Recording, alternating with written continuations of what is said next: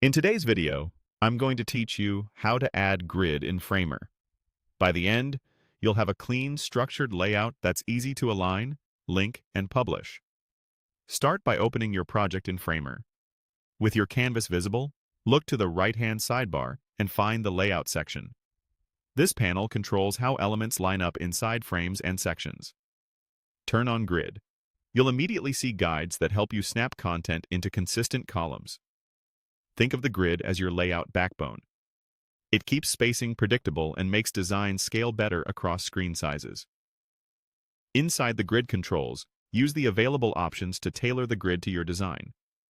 Adjust the number of columns to match your layout needs, tweak the gutter to set spacing between columns, and set margins so your content breathes nicely on the left and right.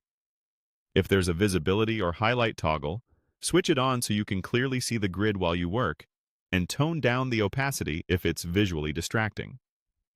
Small tweaks here make a big difference, so take a moment to dial in settings that match your brand's rhythm.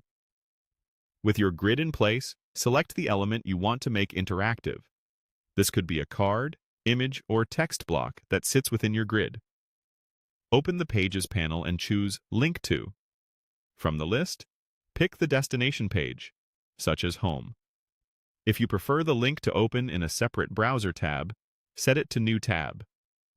When Framer shows confirmation prompts, follow them to apply your choices. Confirm the link behavior, decline any option you don't want carried over, and then finalize the setting so your interaction is saved. Next, check how the element is positioned. Open the Position control. Preview. Absolute positioning. If you need the item to sit precisely on top of other content, then switch back to Relative to let it flow naturally within the grid.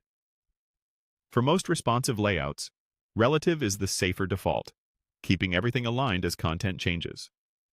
Take a final pass to refine. Use on-canvas handles and the sidebar inputs to nudge spacing, adjust alignment, and make sure content snaps cleanly to the grid columns.